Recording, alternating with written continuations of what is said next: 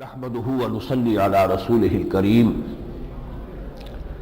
اما بعد فاعوذ بالله من الشيطان الرجيم بسم الله الرحمن الرحيم ان الذين آمنوا والذين هادوا والنصارى والصابئين من آمن بالله واليوم الآخر وعمل صالحا فلهم أجرهم عند ربهم ولا خوف عليهم ولا هم يحزنون صدق الله العظيم۔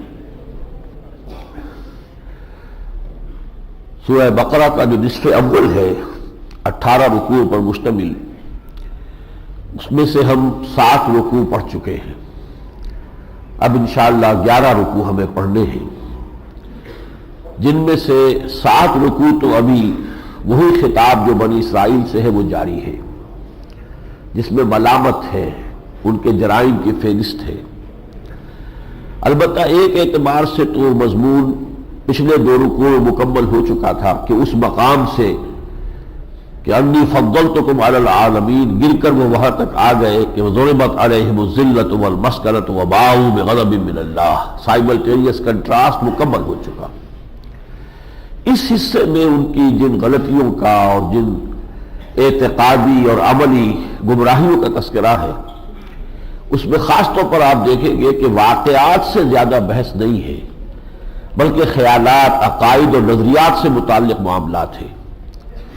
اور ان میں در حقیقت اب جو امت مسلمہ اس مقام پر آ رہی تھی، یعنی امت محمد صلی اللہ علیہ وسلم، ان کے لیے ایک پیشگی تنبیہ ہے، ایک آئینہ دکھایا جا رہا ہے کہ تم سے پہلے جو لوگ اس مقام پر فائز تھے وہ ان غلطیوں میں اور مغالطوں کا شکار ہوئے، مبادا کہیں تم بھی انہی کے نقش قدم پر چلو اور اسی قسم کے غلط خیالات تمہارے اندر بھی پیدا ہو جائیں۔ تو میں زیادہ انہی حصوں کو یہاں پر ہائی لائٹ کروں گا کہ جن میں ان کی اعتقادی اور نظریاتی اور ان کے جو خیالات تھے ان کے اعتبار سے جو گمراہیاں ان میں آئی ہیں۔ اب اس میں جو سب سے پہلی آیت ہے، اسے کچھ لوگوں نے بہت غلط طور پر استعمال کیا ہے اس نظریے کی تقویت کے لیے کہ کوئی شخص اگر اللہ کی توحید پر ایمان رکھتا ہو اور آخرت کو مانتا ہو تو چاہے وہ محمد رسول اللہ پر ایمان نہ لائے، اللہ کے ہاں اس کے لیے اس کی نجات ہو جائے گی اور وہ اللہ کے ہاں کامیاب شمار ہو سکتا ہے۔ یہ بہت بڑی گمراہی ہے، بہت بڑی غلطی ہے۔ اس آیہ مبارکہ کو اس کے لیے خاص طور پر استعمال کیا گیا۔ اس کا ترجمہ یہ ہے، یقیناً وہ لوگ جو ایمان لائے اور یقیناً وہ لوگ کہ جو یہودی ہوئے، والنصارى اور جو نصرانی تھے، والصابئین اور صابی تھے، من آمن باللہ والیوم الآخر، جو کوئی بھی ایمان رکھتا تھا اللہ پر اور یوم آخر پر، وعمل صالحا اور نیک عمل کرتا تھا، فلہم اجرہم عند ربہم، تو ان کے لیے ان کا اجر و ثواب محفوظ ہے ان کے رب کے پاس، ولا خوف علیہم ولا هم یحزنون، اور ان کے لیے نہ کوئی خوف ہے نہ کوئی حزن سے وہ دوچار ہوں گے۔ اصل میں یہ تذکرہ ہو رہا ہے کہ ہر امت اپنے وقت میں، جبکہ ابھی حضرت مسیح علیہ السلام کی بعثت نہیں ہوئی تھی، تو جو یہودی بھی اللہ پر ایمان رکھتے تھے اور یوم آخر پر ایمان رکھتے تھے اور نیک عمل کر رہے تھے، ظاہر بات ہے حضرت عیسیٰ پر ایمان کا تو کوئی سوال نہیں تھا کہ ابھی ان کی بعثت ہی نہیں ہوئی، تو اس وقت جو چیز ان کی کامیابی کی ضمانت تھی وہ یہ تھی کہ ان کا اللہ پر ایمان، آخرت پر ایمان ہو اور وہ عمل صالح کرے۔ اس کے بعد دور آیا جبکہ حضرت مسیح آ گئے، تو اب حضرت مسیح پر ایمان رکھنے والے ظاہر ہے ان سے یہ تقاضا نہیں ہو سکتا کہ تم محمد پر ایمان کیوں نہیں لائے صلی اللہ علیہ وسلم، ابھی حضور کی تو بعثت ہوئی نہیں۔ تو ہر امت اپنے اپنے دور میں اگر ان تقاضوں کو پورا کرتی رہی کہ اللہ پر ایمان، اور امت بنتی ہے نبوت کی بنیاد پر، تو گویا کہ ایمان بالنبی تو اس میں از خود شامل ہے۔ سابقہ امت اگر تھی تو حضرت موسیٰ علیہ السلام پر ایمان کی وجہ سے امت تھی، نصارہ اگر امت بنے ہیں تو حضرت عیسیٰ علیہ السلام پر ایمان کی وجہ سے امت بنے ہیں۔ تو جہاں تک نبی پر ایمان کا تعلق ہے وہ تو مشترک ہے، وہ تو گویا کہ اپنی جگہ پر انڈرسٹوڈ ہے۔ اور دوسرے میں نے اسی لیے زیادہ وضاحت کی تھی کہ جو 5واں رکوع تھا جس میں کہ دعوت دی گئی ہے، وہ رکوع ہے جو اس بریکٹ سے باہر ہے۔ دعوت تو گویا کہ اس پورے بیان کے اندر ہر جگہ پر یہ چیز مضمر ہے، انڈرسٹوڈ ہے کہ بنی اسرائیل کو محمد الرسول اللہ صلی اللہ علیہ وسلم پر ایمان لانے کی دعوت دی جا رہی ہے۔ لہذا اس قسم کا کوئی مغالطہ پیدا کرنا کہ حضور کی بعثت کے بعد کوئی شخص محض توحید اور ایمان بالآخرت اور نیک اعمال کی بنیاد پر نجات کا امیدوار ہو سکتا ہے، یہ خیال جو ہے یہ بہت ہی بے بنیاد ہے اور بہت بڑی گمراہی پر مبنی ہے۔ اس کے بعد جیسا کہ میں نے عرض کیا ہے، ان کے جو اور بہت سے جو غلط ان کے طرز عمل ہے ان کا تذکرہ موجود ہے، اور اسی میں سبت کے بارے میں ان کے ایک گروہ نے جو ان کا حکم تھا ہفتے کے دن کوئی کاروبار دنیاوی نہیں ہوگا، اس کو جس طریقے سے تعبیر کا انہوں نے تختہ مشق بنایا اس کا تذکرہ ہے۔ پھر حضرت موسیٰ علیہ السلام نے ان سے کہا تھا کہ اللہ کا حکم ہے کہ ایک گائے کو ذبح کرو، تو بجائے اس کے کہ ایک جو سیدھا طریقہ ہے کہ جو حکم دیا گیا ہے اس کو بجا لایا جائے، مین بیخ اس گائے کا رنگ کیسا ہو، وہ کیسی ہونی چاہیے، اس کے بارے میں کچھ اور بتائیے وغیرہ وغیرہ، سوال در سوال سوال در سوال، کہ جو اصل میں ایک کٹ حجتی اور ایک کج ذہنیت کی علامت ہے، اس کا تذکرہ ہے۔ اسی طریقے سے ان کے بعد اور واقعات کے بعد پھر جو الفاظ آئے ہیں وہ میرے اور آپ کے لیے بھی لرزا دینے والے الفاظ ہیں۔ ثم قست قلوبکم من بعد ذلک، تو اے بنی اسرائیل پھر تمہارے دل سخت ہو گئے سب کے بعد، تمہارے اس طرز عمل کی وجہ سے، تمہاری اس کفران نعمت کی وجہ سے، تمہاری اس معصیت کی روش کی وجہ سے دل تمہارے سخت ہو گئے۔ فَهِيَ كَالْحِجَارَةِ أَوْ أَشَدُّ قَسْوَةً، تو اب وہ پتھروں کے مانند ہو چکے ہیں بلکہ سختی میں ان سے بھی زیادہ، اشد و قسوہ۔ وَإِنَّ مِنَ الْحِجَارَةِ لَمَا يَتَفَجَّرُ مِنْهُ الْأَنْهَارُ، پتھروں اور چٹانوں میں سے تو ایسے بھی ہوتے ہیں کہ جن سے چشمے پھوٹ بہتے ہیں۔ وَإِنَّ مِنْهَا لَمَا يَشَّقَّقُ فَيَخْرُجُ مِنْهُ الْمَاءُ، اور ان پتھروں اور چٹانوں میں وہ بھی ہوتے ہیں کہ جو شق ہو جاتی ہے اور ان میں سے پانی بہہ نکلتا ہے۔ وَإِنَّ مِنْهَا لَمَا يَهْبِطُ مِنْ خَشْيَةِ اللَّهِ، اور پتھر اور چٹانیں تو وہ بھی ہے کہ جو اللہ کی خشیت اور خوف سے زمین بوس ہو جاتی ہے۔ وَمَا اللَّهُ بِغَافِلٍ عَمَّا تَعْمَلُونَ، لیکن اللہ نہیں غافل نہیں ہے، ناواقف نہیں ہے اس سے کہ جو تم کر رہے ہیں۔ یعنی سمجھئے کہ ایک امت مسلمہ، مسلمان امت، نبی پر ایمان کی مدعی امت، کتاب پر ایمان کی مدعی امت، اپنی غلط کاریوں کی وجہ سے، اپنی بدعمالیوں کی وجہ سے اس حد تک پہنچ سکتی ہے کہ ان کے دل اتنے سخت ہو جائے کہ پتھروں سے بھی باندھ دے جائے سختی کے اندر۔ یہ صورتحال جو ہے امکانی طور پر ہمارے لیے بھی ایک لمحہ فکریہ ہے۔ اپنے غریبانوں میں جھانکیں، اپنے قلوب کی طرف دیکھیں، کہیں ان میں وہی سختی اور وہی قساوت تو نہیں آ گئی ہے۔ اس کے بعد ان کے ایک عقیدے کا ذکر ہے، وَقَالُوا لَن تَمَسَّنَا النَّارُ إِلَّا أَيَّامًا معدودہ، ان کا یہ خیال ہے، انہوں نے یہ کہا ہے کہ ہمیں آگ نہیں چھو سکتی مگر گنتی کے چند دن۔ قُلْ أَتَّخَذْتُم مِّنَ اللَّهِ عَهْدًا، اے نبی سے ذرا پوچھئے کہ تم نے اللہ سے کوئی عہد لے لیا ہے، کوئی اس سے قول و قرار تمہارا ہو چکا ہے؟ فَلَن يُخْلِفَ اللَّهُ عَهْدَهُ، کیا اللہ تعالیٰ اپنے اس عہد کی خلاف ورزی نہیں کرے گا؟ ام تقولون علی اللہ ما لا تعلمون، یا تم اللہ کی طرف منسوب کر رہے ہو وہ چیز کہ جس کا تمہیں علم نہیں ہے۔ یہ بھی ایک مغالطہ پیدا ہو جاتا ہے مسلمان امت میں کہ جب ہم نبی کے نام لیوا ہیں تو ہم تو جنتی ہے ہی، ہماری نجات تو ہو ہی جانی ہے۔ اول تو یہ کہ نام لیوا ہے، جو کچھ بھی ہے لیکن تیرے محبوب کی امت میں ہے، جب تیرے محبوب کی امت میں ہے تو ہمارا حق ہے، جنت جو ہے وہ تو ہمارا پیدائشی حق ہے، برتھ رائٹ ہے، وہ ہمیں مل کر رہنا چاہیے۔ کوئی کمی بیشی ہوئی تو نبی شفاعت کریں گے، بخشوا دیں گے، اللہ اللہ خیر صلی اللہ۔ لہذا ہمارے لیے خوف اور ڈر اور کسی جواب دہی کا، کسی عذاب خداوندی کا کوئی اندیشہ نہیں۔ جب یہ خیال پیدا ہو گیا تو اب ایمان بالآخرت کی تاثیر ختم ہو گئی، مسئولیت کا احساس ختم ہو گیا۔ نتیجہ یہ ہے کہ وہ جو فارسی میں کہا جاتا ہے کہ بے حیا باش و ہر چے خواہی کن، ایک دفعہ حیا کا پردہ اٹھا دو پھر جو چاہو کرو۔ اسی طریقے سے یہ ہے کہ جب آخرت پر ایمان کو اس غلط تصور کے تحت اس کی دفی کر دی جائے گی، اس کو غیر مؤثر بنا دیا جائے گا، تو پھر اچھے اعمال کہاں سے آئیں گے؟ پھر تو وہی بدعمالی ہوگی جس کا نقشہ کہ آج امت پیش کر رہی ہے۔ چنانچہ اس کے بعد کان کھول دینے والے الفاظ میں یہ آیت آئی ہے، بلا کیوں نہیں، من کسب سیئۃ واحاطت بہ خطیئتہ، جس شخص نے کوئی ایک بھی بڑا گناہ کمایا اور اس نے اس کا احاطہ کر لیا، فاولئک اصحاب النار ھم فیھا خالدون، وہ جہنمی ہوں گے اور ہمیشہ ہمیشہ اس میں رہیں گے۔ یعنی یہ دل سے خیال نکال دو کہ تم جو چاہو کرو، جو تمہارے اعمال ہو، حرام خوریاں کرو، غلط اعمال تمہارے ہو، لیکن جنت تمہارا حق ہے اور نجات جو ہے وہ گویا کہ تمہاری گارنٹی ہے۔ اس خیال کو نکال دو۔ ایک گناہ کبیرہ بھی اگر اس پر تواتر ہے، اس پر مداومت ہے اور اس کا نتیجہ کیا نکل رہا ہے؟ علماء کہتے ہیں کہ المعاصی برید الکفر، یہ جو معصیت ہے عملی طور پر اللہ کے کسی حکم کو توڑنا، اس سے کفر کی کیفیت پیدا ہونی شروع ہو جاتی ہے، اور ایک وقت آتا ہے کہ پھر ایمان بالکل ختم ہو جاتا ہے اور دل میں ایمان کا کوئی ایک شمع بھی نہیں رہتا، اور اس کے بعد ظاہر بات ہے کہ پھر خلود فی النار، جہنم میں داخلہ اور ہمیشہ ہمیشہ جہنم میں رہنے کا جو انجام ہے اس سے انسان دوچار ہو جائے گا۔ ہمارے ہاں بھی عقیدہ ہے، اور اس کا ایک حصہ صحیح ہے ایک حصہ غلط ہے۔ وہ حصہ جو صحیح ہے وہ یہ ہے کہ جو اہل ایمان، صرف مسلمان نہیں، اہل ایمان جن کے دلوں میں حقیقی ایمان تو ہے، ان کے اعمال میں برائیوں کا پلڑا زیادہ ہو گیا، انہیں ابتداءً جہنم میں ڈال دیا جائے گا، لیکن اپنے اس ایمان کی وجہ سے وہ جہنم سے نکال لیے جائیں گے اور بالآخر وہ جنت میں داخل ہو جائیں گے۔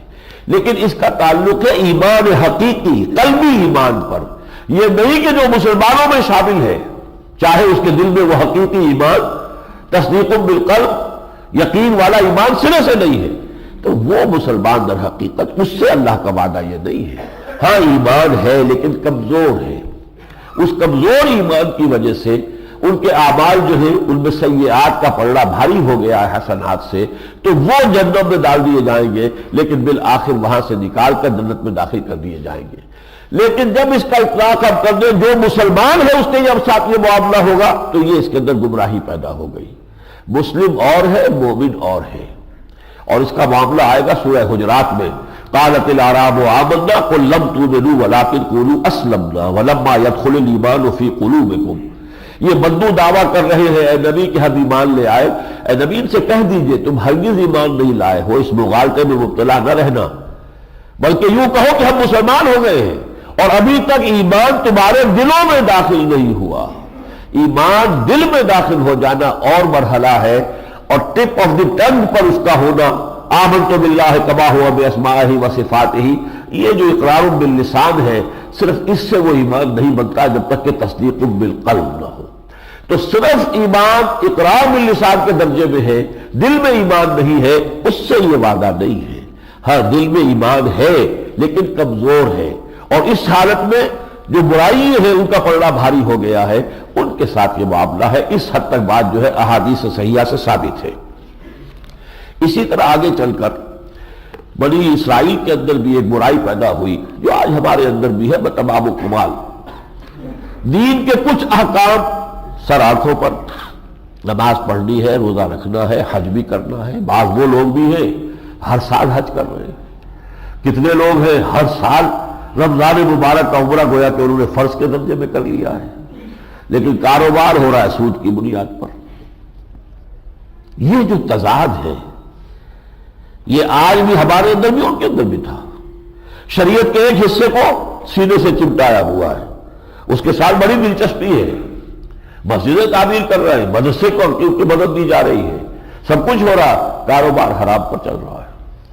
فرمایا افتؤمنون ببعض الکتاب وتکفرون ببعض۔ اب دیکھیے یہ خطاب ہے بنی اسرائیل سے، لیکن میں آپ کو بتا چکا ہوں حضور کا قول لَيَأْتِيَنَّ عَلَىٰ أُمَّتِي مَا أَتَىٰ عَلَىٰ بَنِي إِسْرَائِيلَ حَزْوَ النَّارِ مِن نَّارٍ، وہی تمام حالات وارد ہوں گے، وہی کیفیات پیدا ہوگی۔ حضور نے ایک اور حدیث میں فرمایا لَتَتَّبِعُنَّ سُنَّتَ مَن قَبْلَكُمْ، تم لازماً پیروی کرو گے انہی کے راستے کی جو تم سے پہلے تھے۔ یہاں تک فرمایا کہ اگر وہ گوہ کے بل میں گھسے تھے تو تم بھی گھسو گے، اور اگر ان میں کوئی شقی ایسا اٹھا کہ اس نے اپنی ماں سے زنا کیا تھا تو تم میں بھی کوئی بدبخت ایسا ضرور پیدا ہوگا جو اپنی ماں سے زنا کرے گا۔ وہی حالات ہیں، وہی نظریات ہیں۔ افتؤمنون ببعض الکتاب وتکفرون ببعض، سود کو بھی تو قرآن حرام کر رہا ہے۔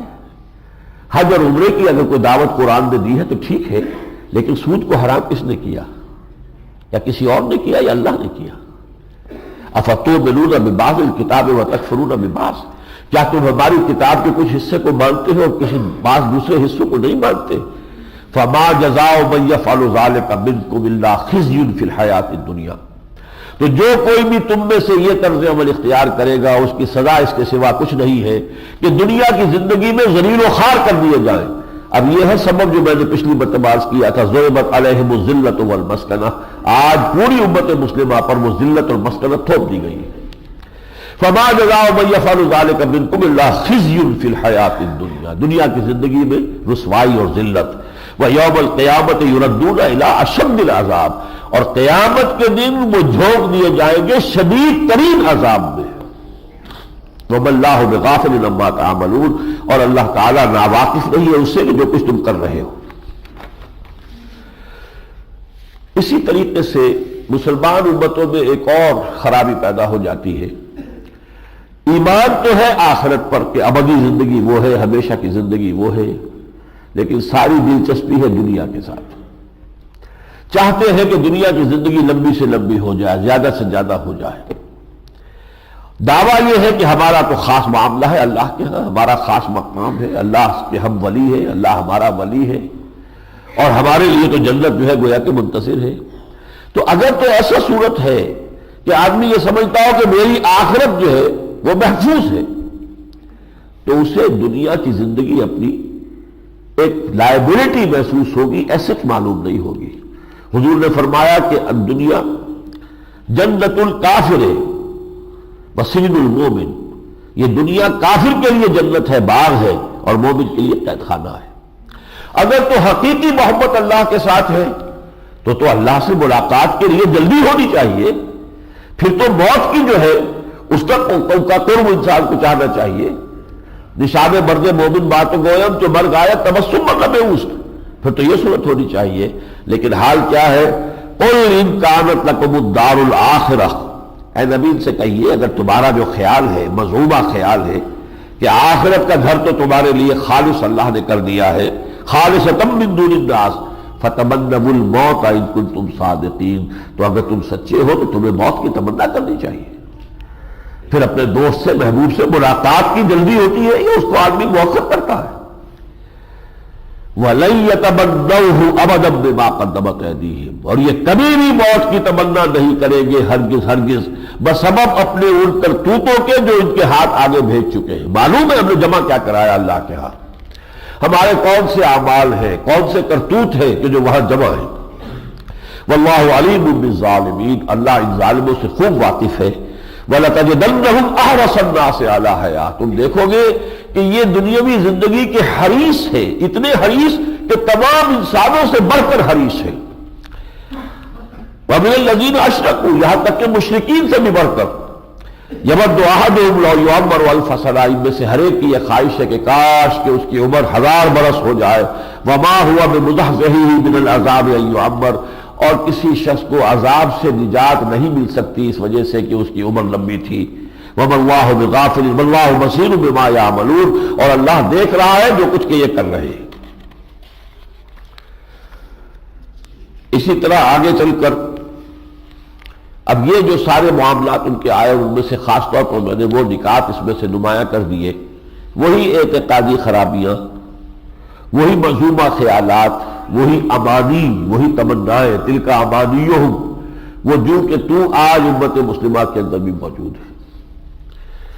اس کے بعد اب شروع ہوتا ہے مضمون، آغاز ہو جاتا ہے انہی 9 رکوعوں کے اندر تحویل قبلہ کا، لیکن یہاں صرف ایک اصولی بات کہہ کر بات چھوڑ دی گئی، وَلِلَّهِ الْمَشْرِقُ وَالْمَغْرِبُ فَأَيْنَمَا تُوَلُّوا فَثَمَّ وَجْهُ اللَّهِ إِنَّ اللَّهَ وَاسِعٌ عَلِيمٌ، چونکہ یہ بات اللہ کے علم میں تھی کہ جب قبلہ بدلا جائے گا تو اس سے بہت بڑا فتنہ اٹھ سکتا ہے، اور یہ اس کا تذکرہ بعد میں تفصیل سے بھی آئے گا کہ لوگ کہیں گے کہ ہم نے 16 مہینے ادھر رخ کر کے نماز پڑھی تھی تو ہماری نمازیں تو ضائع ہو گئی، اگر قبلہ اصلی جو تھا وہ کعبہ تھا تو ہم نے تو رخ کیا ہوا تھا یروشلم کی طرف، مسجد اقصیٰ کی طرف۔ اور پھر یہ کہ جو دشمنان اسلام ہیں وہ اس کو اسکینڈل بنائیں گے کہ دیکھو یہ کیسے نبی ہے جن کا قبلہ ہی معین نہیں ہے، کبھی یہ شمال کی طرف رخ کر کے نماز پڑھ رہا ہے، کبھی یہ جنوب کی طرف رخ کر کے نماز پڑھ رہا ہے، تو کیسے نبی ہے؟ تو اس سب کے سد باب کے لیے اللہ تعالیٰ نے یہی سے تمہید باندھنی شروع کر دی، للہ المشرق والمغرب، دیکھو اللہ کسی سمت میں محدود نہیں ہے، یہ نہیں ہے کہ مشرق ہی میں ہے اللہ مغرب میں نہیں ہے، یا شمال ہی میں ہے جنوب میں نہیں ہے، معاذ اللہ ثم معاذ اللہ، کوئی سمت، کوئی رخ اور کوئی مقام اس سے اللہ تعالیٰ ماورا ہے۔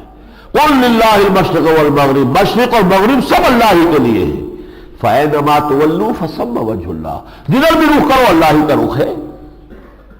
یہ تو دوسری بات ہے کہ یکجہتی پیدا کرنے کے لیے ایک مرکز دے دیا جاتا ہے کہ سب کا رخ ادھر ہو تاکہ انتشار نظر نہ آئے، ورنہ قبلے کا مطلب یہ تو نہیں کہ اللہ اس رخ میں اس سمت میں محبوب ہے، معاذ اللہ ثم معاذ اللہ، وہ تو صرف امتوں کے اندر ایک ہم آہنگی پیدا کرنے کے لیے، ایک یکسانی پیدا کرنے کے لیے، ایک نظم پیدا کرنے کے لیے اللہ تعالیٰ رخ معین کر دیتے ہیں، جس کو غالب نے بہت خوب کہا ہے کہ ہے پرے سرحد ادراک سے اپنا مسجود۔ ہم جس سے سجدہ کر رہے ہیں وہ ذات تو ادراک کی سرحد سے ماورا ہے، وراء الورا، وہ کوئی مادی شے نہیں ہے، وہ کعبہ ہو یا یروشلم ہو، اللہ کہیں وہاں محدود نہیں ہے پرے سرحد ادراک سے اپنا مسجود۔ قبلے کو اہل نظر قبلہ نما کہتے ہیں، یہ تو صرف ایک علامت کے طور پر جو ہے ایک سمت معین کر دی جاتی ہے، ورنہ یہ نہیں ہے کہ اللہ تعالیٰ اس سمت میں محدود ہے۔ وَلِلَّهِ الْمَشْرِقُ وَالْمَغْرِبُ فَأَيْنَمَا تُوَلُّوا فَثَمَّ وَجْهُ اللَّهِ، جدھر بھی تم رخ کرو گے وہ اللہ ہی کا رخ ہے۔ اس کے بعد آخری بات حضور سے کہی گئی صلی اللہ علیہ وسلم، اے نبی آپ ان سے یہ توقع نہ رکھیے کہ یہ یہودی اور نصرانی جو ہے یہ آپ کو تسلیم کر لیں گے۔ حضور کو ایک گمان تھا، توقع بھی کہہ سکتا ہوں، توقع تھی کہ جو مکے کے لوگ تھے وہ تو بالکل جاہل تھے، ان پڑھ تھے، کوئی کتاب ان کے پاس تھی ہی نہیں، کسی نبوت سے وہ آشنا ہی نہیں تھے۔ یہ یہودی اور عیسائی جو ہے نبوت کے ماننے والے، کتابوں کے ماننے والے، اللہ کو ماننے والے، آخرت کے ماننے والے، انہیں تو کوئی دیر نہیں لگنی چاہیے میرے پہچاننے میں اور مجھ پر ایمان لانے میں۔ توقع جو ہے وہ ظاہر بات ہے بے بنیاد نہیں تھی، اس کے لیے بنیاد موجود تھی، لیکن اللہ تعالیٰ نے مکی صورتوں میں سے بھی سورہ شورى میں فرمایا کہ اے نبی آپ یہ توقع نہ رکھیے کہ یہ لوگ آپ کو مان لیں گے۔ یہاں فرمایا وَلَن تَرْضَىٰ عَنْكَ الْيَهُودُ وَلَا النَّصَارَىٰ حَتَّىٰ تَتَّبِعَ مِلَّتَهُمْ، ہرگز راضی نہیں ہوں گے اے محمد آپ سے نہ یہ یہودی نہ نصرانی جب تک کہ آپ ان کی ملت کی پیروی نہ کریں۔ وہ اپنی بات چھوڑ کر آپ کے پیچھے آنے کو تیار نہیں ہے، تکبر ہے ان میں، اور اس تکبر کی بنیاد پر ابو جہل محروم رہا، ابو لہب محروم رہا، اسی طریقے سے یہ علماء یہود اور علماء نصرانی یہ بھی جو ہے محروم رہیں گے، یہ ہرگز نہیں مانیں گے آپ کی بات کو۔ لن ترضى عنك اليهود ولا النصارى حتى تتبع ملتهم قل ان هدى الله هو الهدى، کہہ دیجئے ہدایت تو اللہ کی ہدایت ہے۔ ولئن اتبعت اهواءهم، اب دیکھیے یہ نوٹ آف کوشن، اے نبی اگر کہیں آپ نے ان کی خواہشات کی پیروی کرنی بفرض محال، بعد الذی جاءک من العلم، اس کے بعد کہ آپ کے پاس یہ صحیح علم قرآن کی شکل میں آ چکا ہے، ما لک من اللہ من ولی ولا نصیر، تو پھر آپ کو اللہ کی پکڑ سے بچانے والا کوئی آپ کا حمایتی اور مددگار نہیں ہوگا۔ نو کمپرومائز واٹس ایور، الحق من ربکم، یہ تمہارے رب کی طرف سے حق ہے جو میں پیش کر رہا ہوں۔ فمن شاء فلیؤمن ومن شاء فلیکفر، جو چاہے ایمان لائے جو چاہے کفر کرے، لیکن ان کو راضی کرنے کے لیے کوئی کمپرومائز کسی درجے میں ان کی کسی غلط بات کو تسلیم کر لینا، اس سے بار بار قرآن مجید میں حضور کو روکا گیا ہے۔ اس کا امکان بھی نہیں تھا، لیکن یہ کہ اس کو در حقیقت اہل ایمان کو بتایا جا رہا ہے، اور ان کو بتایا جا رہا ہے کہ ہمارا نبی ہرگز کسی معاملے میں مجاہدت سے کام نہیں لے سکتا اور تمہاری کسی غلط بات کو تسلیم نہیں کرے گا، وہ تو سیدھی بات ہے، اما شاکرم و اما کفورا، یہ تمہارا اختیار ہے، چاہو تسلیم کرو چاہے نہ کرو۔ اس کے بعد ایک آیت جو بڑی اہم آئی ہے، الذین آتیناہم الکتاب یتلونہ حق تلاوتہ، وہ لوگ کہ جنہیں ہم نے کتاب عطا کی ہے وہ تو اس کی تلاوت کرتے ہیں جیسے کہ اس کی تلاوت کا حق ہے۔ ظاہر بات ہے کہ اللہ کی کتاب جس قوم کو ملی ہو، اب اس قوم کی نگاہوں میں اس کی جو قدر ہونی چاہیے، جتنی دلچسپی کے ساتھ، محبت کے ساتھ، احترام کے ساتھ، تعظیم کے ساتھ اس کی تلاوت، اور یہ تلاوت کا لفظ جو ہے یہ دو معنی دے رہا ہے۔ ایک معنی تو تلاوت پڑھنا، یتلونہ پڑھتے ہیں اسے جیسا کہ پڑھنے کا حق ہے، لیکن تلا یتلو کے معنی ہے کسی چیز کے پیچھے پیچھے آنا، والشمس وضحاها والقمر اذا تلاها، قسم ہے سورج کی اور اس کے دھوپ کی، اور قسم ہے چاند کی جبکہ اس کے پیچھے پیچھے آتا ہے۔ سورج غروب ہو رہا ہے، چاند طلوع ہو رہا ہے۔ تو یہاں تلا یتلو کے معنی قرآن کی پیروی بھی ہے، اسے پڑھو بھی، اس پر عمل بھی کرو، اس کی پیروی کرو، اس کو اپنا امام بناؤ، اس کے پیچھے چلو۔ الذین آتیناہم الکتاب یتلونہ حق تلاوتہ اولئک یؤمنون بہ، جو لوگ کہ یہ دونوں حق پورے کر دے کتاب کے، وہی ہے کہ جو اس پر ایمان رکھنے والے ہیں، ورنہ زبان سے کہنے والے تو بہت ہیں۔ توراۃ کا پر ایمان کا دعویٰ تو یہودی کر رہے تھے، لیکن سورہ جمعہ میں فرمایا مثل الذین حملوا التوراۃ ثم لم یحملوها کمثل الحمار یحمل اسفارا، مثال اس قوم کی جسے حامل تورات بنایا گیا تھا، پھر اس نے اس کی ذمہ داریوں کو ادا نہیں کیا، ان گدھوں کی سی ہے کہ جن پر کتابوں کا بوجھ لاد دیا گیا۔ اس میں میں اس لیے زور دے رہا ہوں کہ ہم میں سے بھی ہر شخص کو اپنے گریبان میں جھانکنا چاہیے، اس قرآن کے ساتھ ہمارا تعلق کیا ہے، اس کی تلاوت کا فی الواقع شوق کتنا ہے، اور اس کی پیروی کا کتنا کچھ قصد اور ارادہ اور عزم ہے۔ اگر یہ دونوں چیزیں نہیں ہیں تو پھر ہمارا قرآن پر ایمان نہیں ہے۔ اولئک یؤمنون بہ، قرآن کہہ رہا ہے صرف وہ لوگ جو یہ حق تلاوت ادا کرتے ہیں وہ ہے کہ جو حقیقت میں ایمان رکھنے والے ہیں۔ وَمَن يَكْفُرْ بِهِ فَأُولَٰئِكَ هُمُ الْخَاسِرُونَ، اور جو اس کا انکار کرتے ہیں، کفر کرتے ہیں، تو وہ خسارے میں رہیں گے۔ یہاں گویا کہ یہ بات بنی اسرائیل کو بھی بتائی جا رہی ہے، تم نے تورات کا حق ادا نہیں کیا۔ تورات میں نشانیاں موجود ہیں محمد رسول اللہ صلی اللہ علیہ وسلم کی، کتاب الاستثناء میں 18ویں باب کی 18ویں آیت میں وضاحت کے ساتھ حضور کی پیشن گوئی ہے، لیکن رد کر رہے، نہیں مانتے۔ اور اس میں ایک آئینہ مسلمانوں کو دکھایا جا رہا ہے، اے مسلمانوں کہیں تمہارا بھی یہی طرز عمل نہ ہو جائے کہ کتاب کو پس پش ڈال دو، کتاب سے تمہارا تعلق صرف زبانی کلامی رہ جائے۔ یہاں آ کر اب وہ دو آیتیں پھر آ گئی جس سے کہ بریکٹ بند ہو رہی ہے۔ یا بنی اسرائیل اذکروا نعمتی التی انعمت علیکم وانی فضلتکم علی العالمین۔ چھٹے رکوع کی پہلی آیت اور یہ 15ویں رکوع کی پہلی آیت بین ہی وہی ہے، ایک شوشے کا فرق نہیں، اسی لیے میں نے اسے بریکٹ سے تعبیر کیا ہے۔ چھٹے رکوع کی پہلی دو آیتوں سے بریکٹ شروع ہوئی ہے اور 15ویں رکوع کی پہلی دو آیتوں میں بریکٹ ختم ہو رہی ہے۔ ان دونوں کے درمیان کیا ہے؟ بنی اسرائیل پر تنقید ہے، فرد جرم عائد کی گئی ہے، تم نے یہ کیا اور یہ کیا اور یہ کیا اور یہ کیا، جس کی بنا پر اب مستحق نہیں رہے ہو اس مرتبہ و منصب کے جو مرتبہ و منصب ہم نے تمہیں عطا کیا تھا، لہذا اب اس مرتبہ و منصب کو ہم عطا کر رہے ہیں اس نئی امت کو جو بعثت محمدی صلی اللہ علیہ وسلم کی بنیاد پر وجود میں آئی ہے۔ یا بنی اسرائیل اذکروا نعمتی التی انعمت علیکم وانی فضلتکم علی العالمین واتقوا یوما لا تجزی نفس عن نفس شیئا ولا يقبل منها عدل ولا تنفعها شفاعة ولا هم ينصرون۔ وہی چار چیزیں ہیں، ذرا سی ترتیب اس میں مختلف ہے۔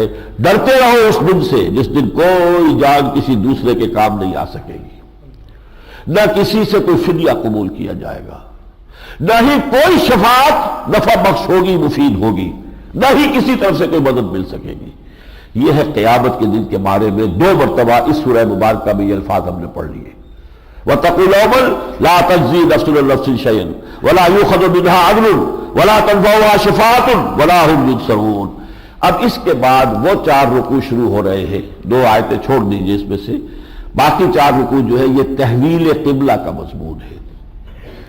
لیکن تحویل قبلہ کا مضمون جس حکمت کے ساتھ آیا قرآن مجید میں، اس کی یہ دیکھیے ترتیب کے پہلے حضرت ابراہیم کا ذکر آ رہا ہے۔ خانہ کعبہ کا معمار کون تھا؟ ابراہیم اور ان کے بیٹے اسماعیل علیہ السلام۔ اور یروشلم کو آباد کرنے والے کون تھے؟ حضرت سلیمان۔ ہیکل سلیمانی بنانے والے کون تھے؟ حضرت سلیمان۔ حضرت سلیمان کون ہے؟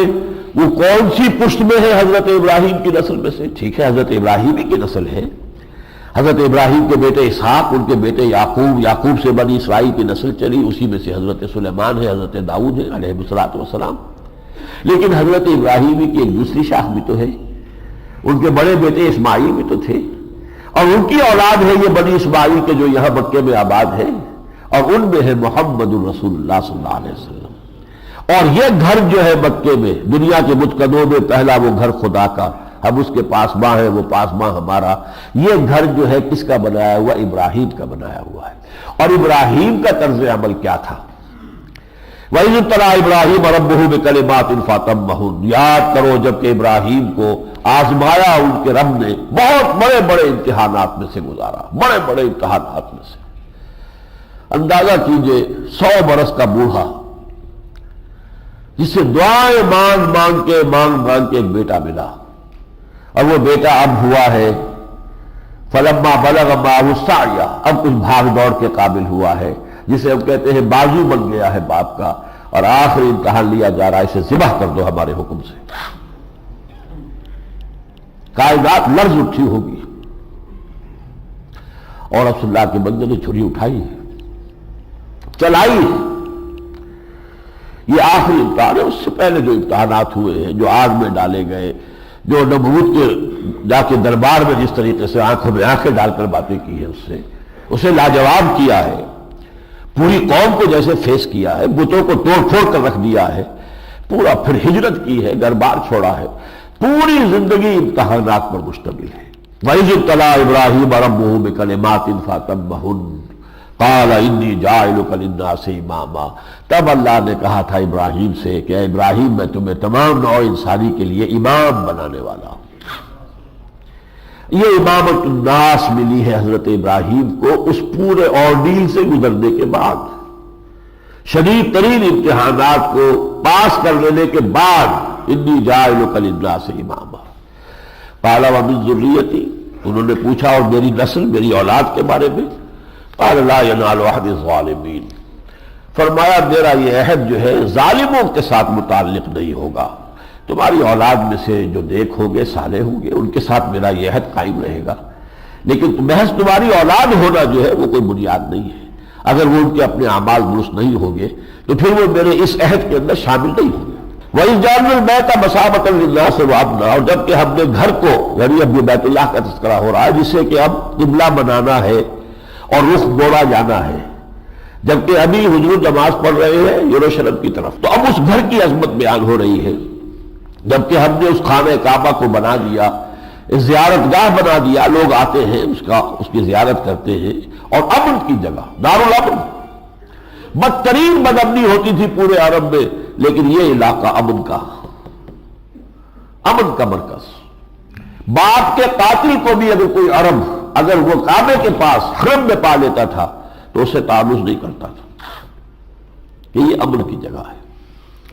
وَاتَّخِذُوا مِن مَقَامِ إِبْرَاهِيمَ مُصَلًّى، اور یہاں ابراہیم آباد تھے، اور مقام ابراہیم وہ پتھر کے جس پر کھڑے ہو کر خانہ کعبہ کی تعمیر کی تھی، اے لوگوں اب اس کو اب سجدہ گاہ بناؤ، نماز کی جگہ بنا لو۔ وَعِدْنَا إِلَىٰ إِبْرَاهِيمَ وَإِسْمَاعِيلَ أَن طَهِّرَ بَيْتِيَ لِلطَّائِفِينَ وَالْعَاكِفِينَ وَالرُّكَّعِ السُّجُودِ، اور ہم نے عہد لے لیا تھا ابراہیم اور اسماعیل سے کہ ہمارے اس گھر کو پاک صاف رکھو، تاکہ جو لوگ طواف کرنے کے لیے آئیں، جو یہاں اعتکاف کرنے کے لیے آئیں، جو یہاں رکوع و سجود کرنے کے لیے آئیں، ان کو جگہ صاف ستھری ملے، ان کے لیے طبیعتیں جو ہے منغص نہ ہوں کہ یہاں پر گندگی ہے۔ اور یہ صفائی جو ہے دونوں اعتبارات سے، توحید کی خالص یہاں رہے، شرک کی آمیزش نہ ہونے پائے، وہ گندگی سب سے بڑی گندگی ہے شرک، اور ظاہری اعتبار سے بھی صفائی ہو۔ وَإِذْ قَالَ إِبْرَاهِيمُ رَبِّ اجْعَلْ هَٰذَا بَلَدًا آمِنًا وَارْزُقْ أَهْلَهُ مِنَ الثَّمَرَاتِ مَنْ آمَنَ مِنْهُم بِاللَّهِ وَالْيَوْمِ الْآخِرِ، اور یاد کرو جب کہ ابراہیم نے کہا تھا پروردگار اس شہر کو امن کی جگہ بنا دے، اور اللہ نے بنا دیا اسے، اور جو یہاں آباد ہے ان کو رزق بہت پہنچا پھلوں کے ذریعے سے، اور ان میں سے وہ جو ایمان لائے اور جو یوم آخر پر ایمان رکھتے ہوں اور اللہ پر تجھ پر ایمان رکھتے ہوں، چونکہ حضرت ابراہیم کو پہلے اللہ نے ٹوک دیا تھا کہ میرا یہ عہد جو ہے امامت الناس میں تم سے میں کر رہا ہوں، تمہاری اولاد میں سے جو فاسق و فاجر اور ظالم ہوں گے وہ اس میں شامل نہیں ہوں گے، تو یہاں حضرت ابراہیم نے خود ہی نکال دیا کہ جو ان میں سے ایمان رکھنے والے ہوئے ان کو تو رزق جو ہے بہت پہنچاتا رہے، اور یہ پھلوں کی شکل میں۔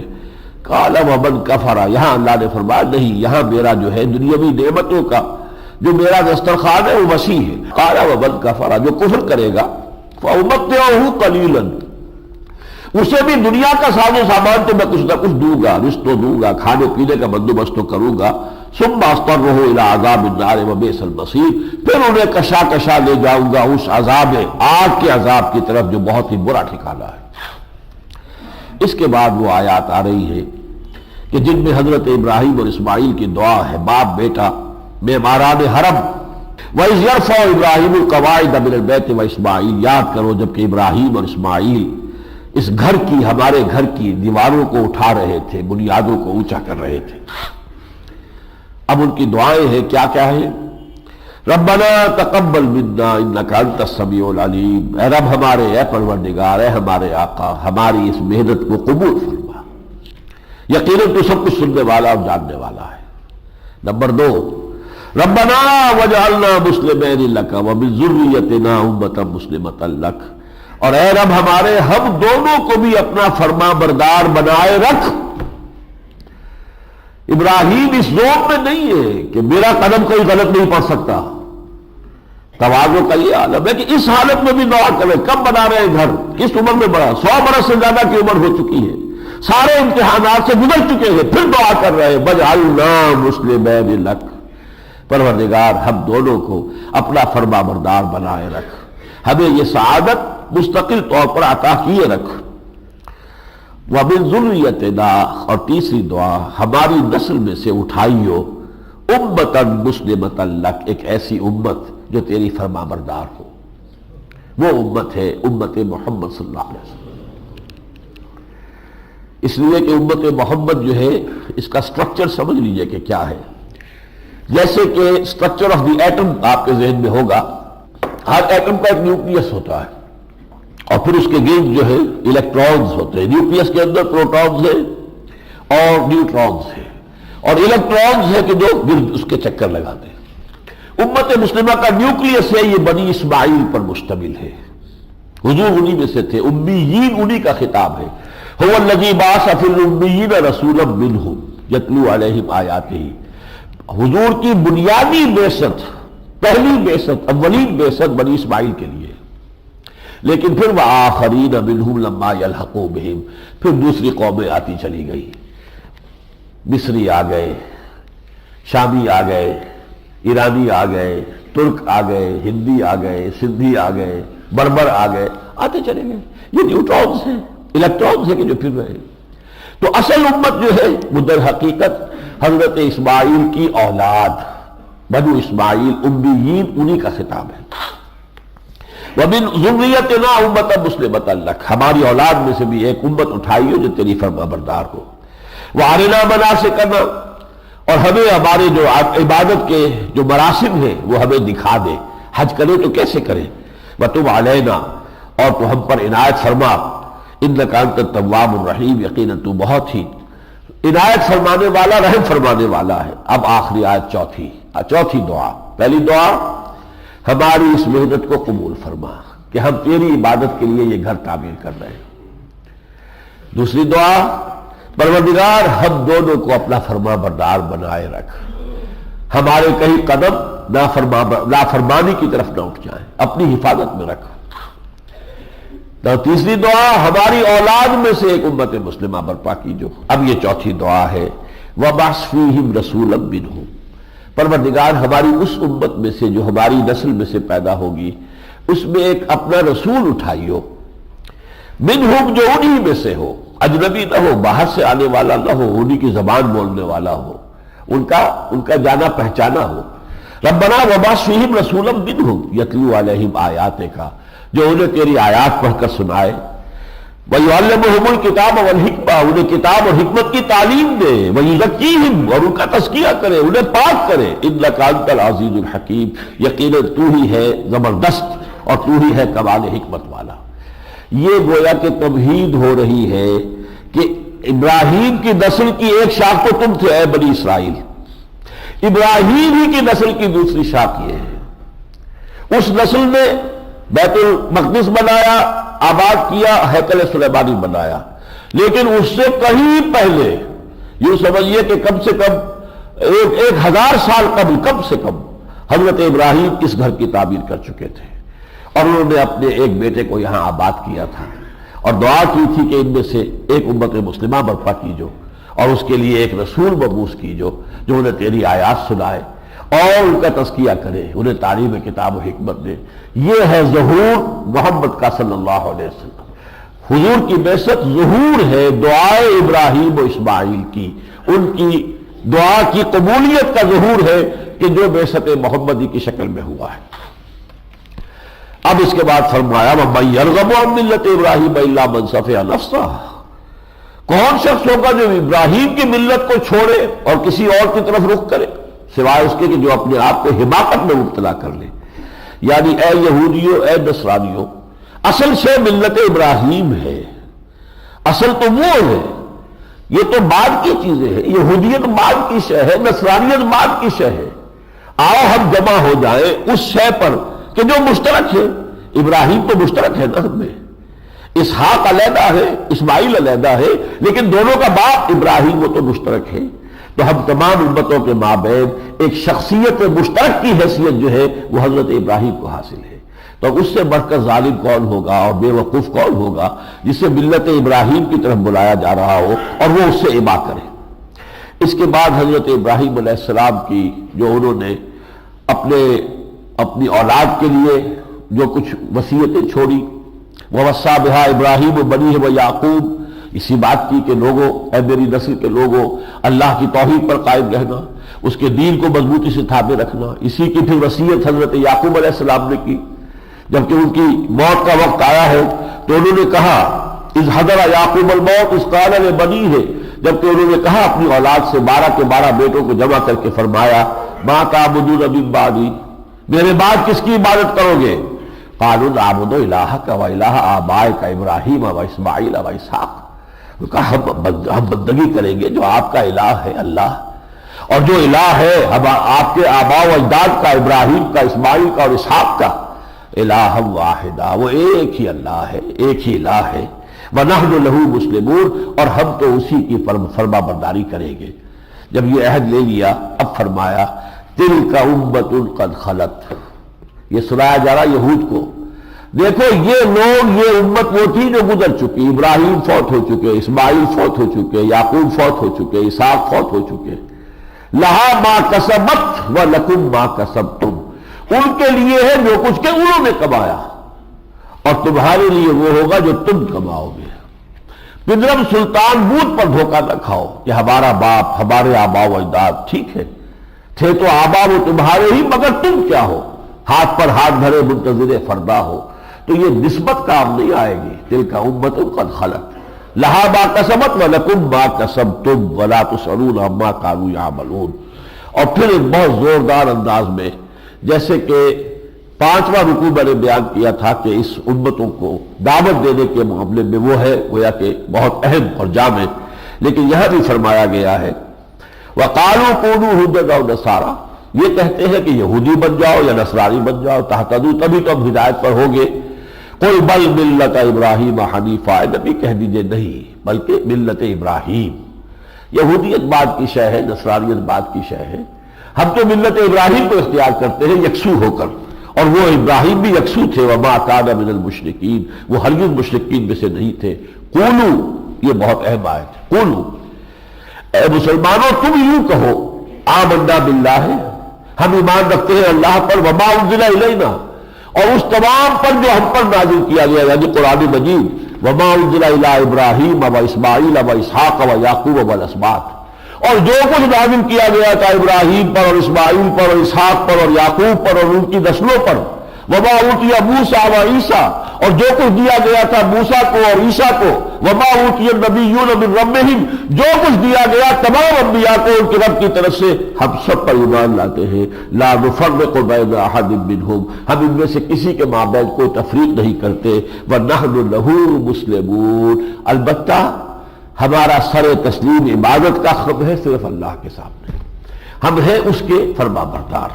فَإِنْ آمَنُوا بِمِثْلِ مَا آمَنْتُمْ بِهِ، تو اے مسلمانوں اگر یہ بھی ایمان لے آئے ویسے ہی جیسے تم ایمان لائے ہو، فَقَدْ اهْتَدَوْا، تو یہ بھی ہدایت پر آ جائیں گے۔ وَإِنْ تَوَلَّوْا، اور اگر وہ روگردانی کرے، رخ موڑ لے، فَإِنَّمَا هُمْ فِي شِقَاقٍ، تو جان لو کہ وہ زندہ میں مبتلا ہو چکے ہیں، ان پر ضد اور ہر دھرمی جو ہے مسلط ہو چکی ہے. فَسَيَكْفِيكَهُمُ اللَّهُ، تو اے نبی آپ پرواہ نہ کریں ان کی ساری ریشہ دواریوں اور سازشوں کے مقابلے میں اللہ آپ کی مدد کے لیے کافی ہے. فَسَيَكْفِيكَهُمُ اللَّهُ وَهُوَ السَّمِيعُ الْعَلِيمُ، اور یقیناً وہ سب کچھ سننے والا اور سب کچھ جاننے والا ہے. یہ اور بھی اس کے بعد یہی مضمون چلا ہے، اور آخر میں پھر دہرا کر وہ آیت آئی تِلْكَ أُمَّةٌ قَدْ خَلَتْ لَهَا مَا كَسَبَتْ وَلَكُمْ مَا كَسَبْتُمْ وَلَا تُسْأَلُونَ عَمَّا كَانُوا يَعْمَلُونَ. اب آیا ہے دو رکوعوں میں اصل مضمون تحویل قبلہ کا، اور تحویل قبلہ علامت ہے اس کی کہ سابقہ امت مسلمہ کو معزول کر دیا گیا اور نئی امت مسلمہ امت محمد صلی اللہ علیہ وسلم اس منصب پر فائز کر دی گئی. فرمایا سَيَقُولُ السُّفَهَاءُ مِنَ النَّاسِ مَا وَلَّاهُمْ عَنْ قِبْلَتِهِمُ الَّتِي كَانُوا عَلَيْهَا. جیسا کہ میں نے عرض کیا اللہ کی تو علم میں تھا کہ اس پر فتنہ اٹھے گا، کچھ مسلمانوں کو بھی پریشانی لاحق ہو جائے گی کہ ہماری 16 مہینے کی نمازیں تو ضائع ہو گئی، اور یہ کہ کچھ لوگ ان کو جو ہے اس وسوسے میں مبتلا کریں گے، کچھ لوگ استہزاء ہوگا، تبستر ہوگا، مذاق اڑے گا، اسکینڈلز پیدا ہوں گے. یہ کیسے رسول ہے جن کا قبلہ ہی معین نہیں؟ تو یقیناً کہیں گے لوگوں میں سے کچھ احمق لوگ، بے وقوف لوگ، کس شے نے ان کو پھیر دیا ان کے اس قبلے سے جس پر یہ تھے. قُلْ لِلَّهِ الْمَشْرِقُ وَالْمَغْرِبُ، پہلا جواب وہی دیا گیا جو پہلے بھی آ چکا تھا. وَلِلَّهِ الْمَشْرِقُ وَالْمَغْرِبُ فَأَيْنَمَا تُوَلُّوا فَثَمَّ وَجْهُ اللَّهِ. اسے دہرا دیا، کہہ دیجئے مشرق اور مغرب سب اللہ کے ہیں. من یہدی من یشاء الی صراط مستقیم، اللہ جس کو چاہتا ہے سیدھی راہ کی ہدایت دے دیتا ہے. وَكَذَلِكَ جَعَلْنَاكُمْ أُمَّةً وَسَطًا لِتَكُونُوا شُهَدَاءَ عَلَى النَّاسِ وَيَكُونَ الرَّسُولُ عَلَيْكُمْ شَهِيدًا. اور اے مسلمانوں اب جان لو یہ تحویل قبلہ در حقیقت علامت ہے اس کی، اب تم وہ امت بنا دیے گئے ہو جس کو شہادت علی الناس کا فریضہ سر انجام دینا ہے. یہ لفظ شہادت قرآن مجید میں آتا ہے بہت مرتبہ، اور ایک بڑی اہم اصطلاح کے طور پر کار رسالت کے لیے. اِنَّا أَرْسَلْنَا إِلَيْكُمْ رَسُولًا شَاهِدًا عَلَيْكُمْ كَمَا أَرْسَلْنَا إِلَىٰ فِرْعَوْنَ رَسُولًا. یعنی اللہ کا رسول جو بھی آتا تھا، اس لیے کہ اب تو سلسلہ بند ہو گیا، وہ اپنے قول سے بھی اللہ کی شہادت دیتا تھا، اپنے عمل سے بھی گواہی دیتا تھا، پھر یہ کہ انفرادی طور پر بھی دیتا تھا، اجتماعی طور پر وہ نظام قائم کر کے بھی گواہی دیتا تھا کہ یہ اللہ کا دین ہے، تاکہ قیامت کے دن وہ لوگ یہ نہ کہہ سکیں کہ پروردگار ہمیں تو معلوم ہی نہیں تھا کہ تو کیا چاہتا ہے. جسے آپ کہتے ہیں ٹو پلیڈ اگنورنس، اس بنیاد پر کہ ہمیں تو علم نہیں تھا، ہمیں معلوم نہیں تھا کہ یہ جرم ہے، اس لیے ہم کر بیٹھے. لیکن یہاں فرمایا کہ اللہ تعالیٰ کی سنت یہ رہی ہے، رسولوں کو بھیجتا رہا ہے، رسلا مبشرین و منذرین لئلا یکون للناس علی اللہ حجۃ بعد الرسل وکان اللہ عزیزا حکیما. یہ سورہ نساء میں ہم پڑھیں گے. ہم نے اپنے رسولوں کو بھیجا بشارت دینے والے بنا کر اور خبردار کرنے والے بنا کر، تاکہ لوگوں کے پاس کوئی دلیل باقی نہ رہ جائے اپنی گمراہی کے لیے، اللہ کے سامنے پیش کرنے کے لیے کہ ہمیں تو معلوم ہی نہیں تھا. یہ شہادت علی الناس، یہ رسول جو ہے اسی لیے اللہ نے ان کو بھیجا. اور اب آخری رسول محمد صلی اللہ علیہ وسلم کے بعد یہ ذمہ داری اجتماعی طور پر منتقل ہو گئی ہے امت مسلمہ کو. رسالت اب ختم ہو گئی، کوئی رسول نہیں آئے گا، کوئی نبی نہیں آئے گا. ہدایت کامل کر دی گئی قرآن میں، وہ تمہارے حوالے حضور کر کے گئے. یہ میں قد ترکت فیکم، دیکھو مسلمانوں میں جا رہا ہوں لیکن چھوڑ کر جا رہا ہوں. ما اذا قسمتم به لن تضلوا ابدا کتاب اللہ، میں وہ کتاب اللہ کی چھوڑ کر جا رہا ہوں کہ اس کو مضبوطی سے تھامے رکھو گے تو کبھی گمراہ نہیں ہوگے. تو اب یہ تمہیں ہم نے دے دی ہے، اب اس کی تبلیغ، اس کو دنیا تک پہنچانا، اس کا علم عام کرنا، اپنے عمل سے اس کی گواہی دینا، اور نہ صرف انفرادی سطح پر اجتماعی طور پر وہ دین قائم کر کے لوگوں پر حجت قائم کر دینا کہ وہ یہ نہ کہہ سکے کہ ہمیں تو معلوم نہیں تھا کہ اللہ کا دین کیا ہوتا ہے. یہ ذمہ داری اب تمہاری ہے. یہ بڑا بھاری بوجھ تھا کہ جو حضور نے حجۃ الوداع کے موقع پر منتقل کیا ہے، گواہی لی ہے. الا هل بلغت، 1.25 لاکھ کا مجمع، 1,24,000 انسان تھے موجود اس وقت. لوگوں میں نے پہنچا دیا. اور پورے مجمع نے جب بیک زبان میں جواب دیا انا نشهد انک قد بلغت وادیت ونصحت. ایک روایت میں تو الفاظ اور زیادہ مفصل ہے، انا نشهد انک قد بلغت الرسالۃ وادیت الامانۃ ونصحت الامۃ وکشفت الغمۃ. اے نبی ہم گواہ ہیں آپ نے حق رسالت ادا کر دیا، حق امانت ادا کر دیا. یہ قرآن امانت تھی. اللہ کے لیے کتاب جو اللہ نے نازل کی تھی نوع انسانی کے لیے، ہدی للناس، نازل کی ہے محمد پر صلی اللہ علیہ وسلم.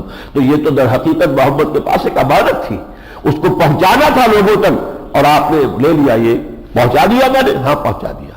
آپ نے امانت کا حق ادا کر دیا، آپ نے رسالت کا حق ادا کر دیا، آپ نے ہماری خیرخواہی کا حق ادا کر دیا، آپ نے گمراہی کے اندھیارے جو ہے ان کو چاک کر کے اور ہدایت کی روشنی جو ہے وہ واضح کر دی.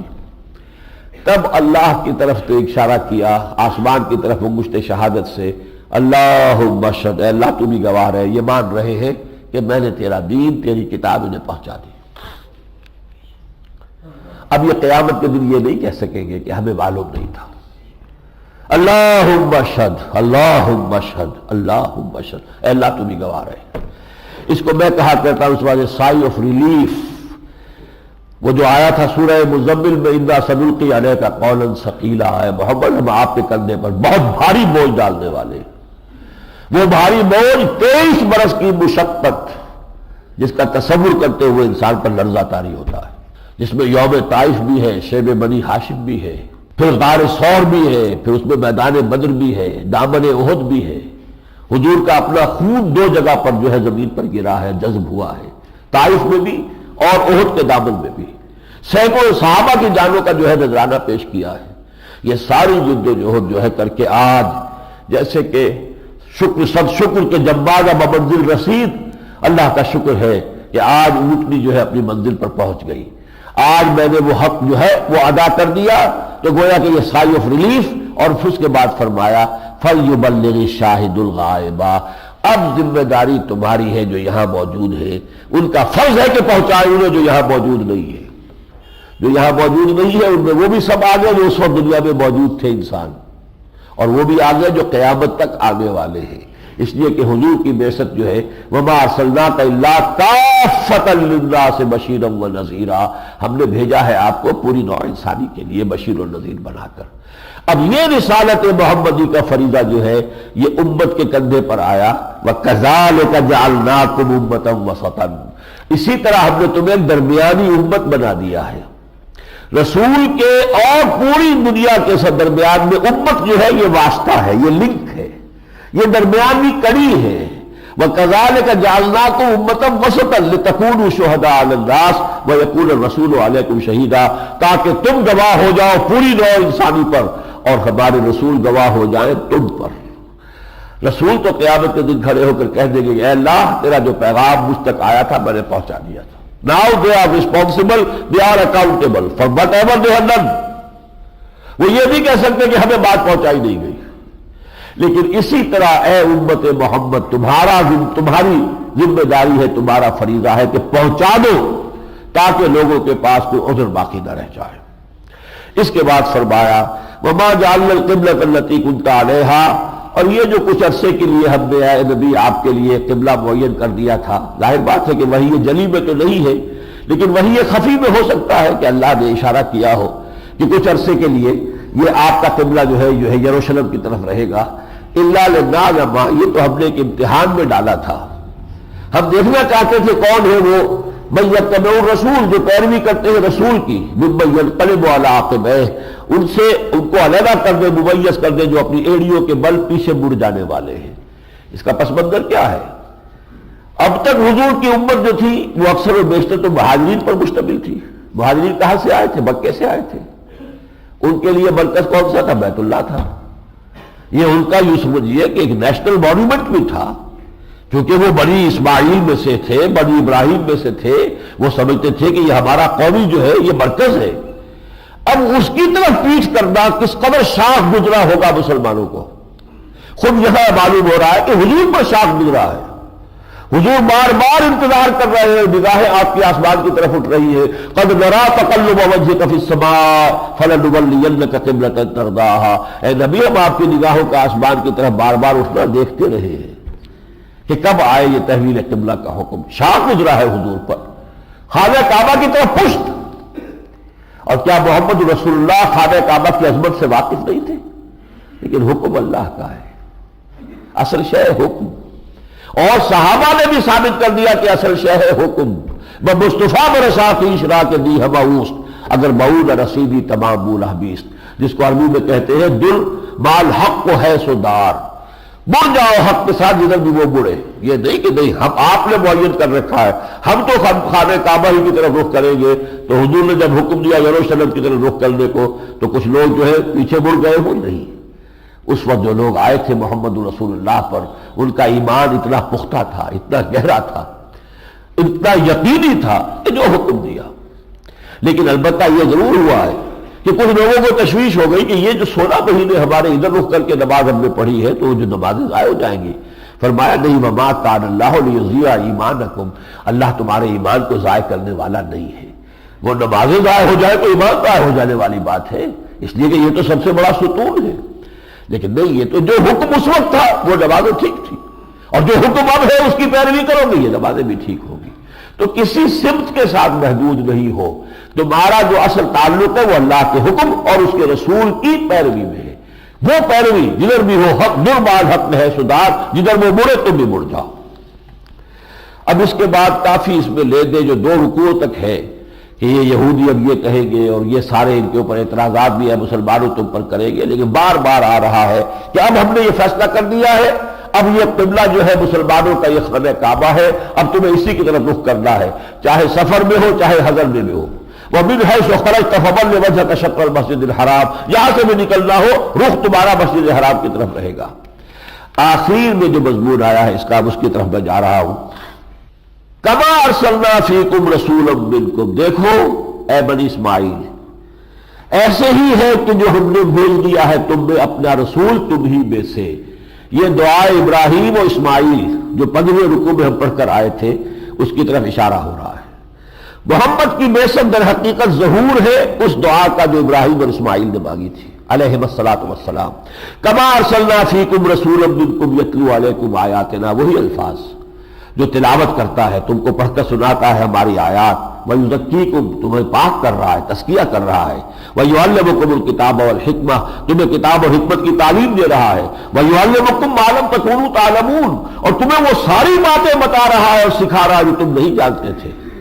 فاذکرونی اذکرکم، تو دیکھو مسلمانوں مجھے یاد رکھو میں تمہیں یاد رکھوں گا. یہ بڑا ایک لطیف مقام ہے. بندے کا اور اللہ کا 2 طرفہ تعلق ہے.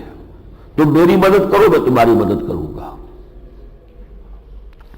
ان تنصروا اللہ ینصرکم، اگر تم اللہ کی مدد کرو گے تو اللہ تمہاری مدد کرے گا. تمہاری ساز باز ہو اللہ کے دشمنوں سے، باغیوں سے، غداروں سے، اور تم چاہو کہ اللہ تمہاری مدد کرے. ای خیال است و محال است و جروب، تم اللہ کے ساتھ وفاداری کا ثبوت دو اللہ مدد دے گا. فاذکرونی اذکرکم، تم مجھے یاد رکھو میں تمہیں یاد رکھوں گا.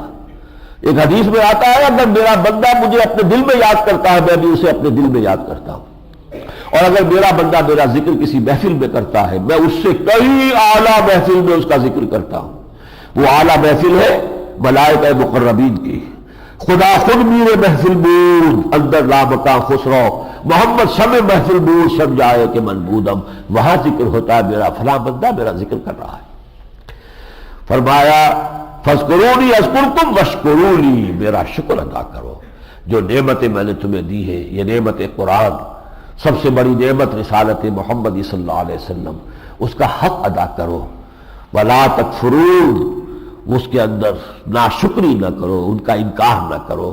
بارک اللہ لی ولکم فی القرآن العظیم ونفعنی وإیاکم بالآیات والذکر الحکیم.